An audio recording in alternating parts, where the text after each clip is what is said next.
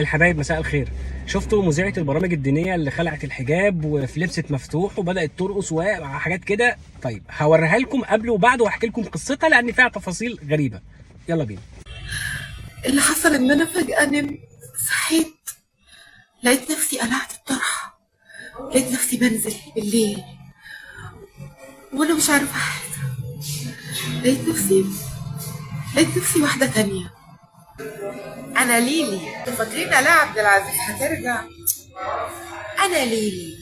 ماذا لو تخلى أحد الزوجين عن الدور؟ ماذا لو تخلى الرجل عن مسؤوليته وهرب منها؟ أنت إيه دورك في الأسرة؟ أنت إيه دورك مع الست؟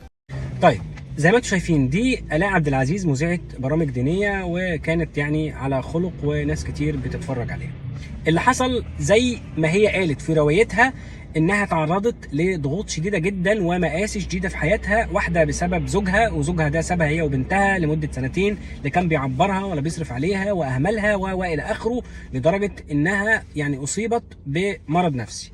واللي زاد وغطى ان في ازمه زوجها دي في حد زميل ليها في المحطه او احدى المحطات اللي هي كانت شغاله فيها، ده راجل ذو حيثيه يعني وراجل خلوق وهي كانت تثق فيه جدا. لما عرف حكايتها ديت مع زوجها استغلها وطلب منها حاجات وحشه، فهي طبعا اتصدمت صدمه شديده جدا ورفضت انها يعني تعمل معاه اي حاجه. فبناء عليه هو منحها انها تشتغل في اي قناه من القنوات، فوصل بيها الحال انها مش لاقيه تاكل بنتها وفقا للفظها وكلامها، انا بقول روايتها وادعائها يعني. وقعدت في البيت مش عارفه تعمل حاجه، نامت صحيت لقيت نفسها كده.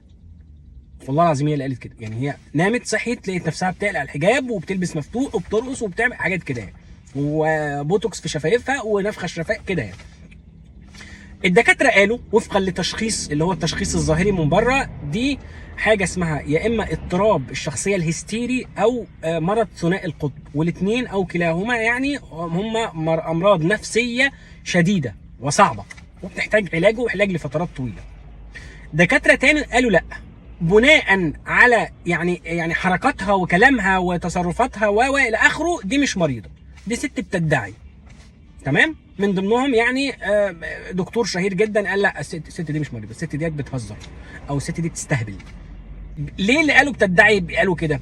لان هي كان ليها واقعتين قبل كده بتحاول انها تجذب الانظار وبتحاول انها تحقق شهره كبيره اللي ما قدرتش ان هي تحققها من خلال البرامج اللي هي بتقدمها.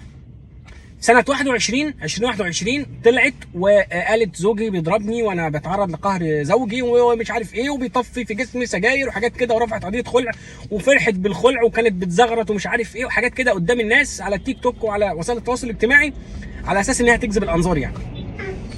وفي مرة من المرات نشرت حاجات وصور مع حمو بيكا وان فيه هيكون عمل فني بيجمعهم والى اخره. ما اعرفش ايه اللي جاب حمو بيكا لواحدة بتقدم برامج دينية.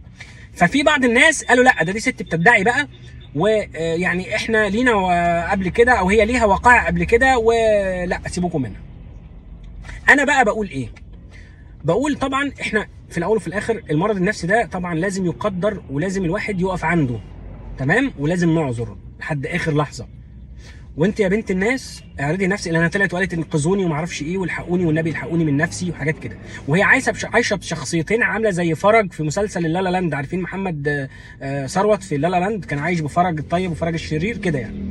انت يا بنتي اعرضي نفسك على دكتور، ولو انت عايزه ان انا اساعدك واوديكي او ان انا مش اوديكي حتى استشير عليكي او اشور عليكي وارشح لك دكاتره واكلمهم لك كمان وانت تروحي، انا ما عنديش مشكله. ولكن يا استاذه الاء لو كنت بتعملي كده علشان الترند ده يبقى انا اسف رخصه قوي وقله قيمه قوي وقله ذوق قوي، والمفروض انت تتحاسبي عليه. وهتتحاسبي مش عليه بس من المجتمع او قانونا، لا ده ربنا سبحانه وتعالى كمان هيحاسبك. وطالما انت ادعيتي المرض ده، لو انت بتدعي المرض ثقي تماما ان هو هيجيلك خلصانه. ربنا معاكي لو انت مريضه، وانا على استعداد اقسم بالله لو انت مريضه فعلا انا ارشح لك دكاتره كبار جدا في مصر واكلمهم لك وانت تروحي.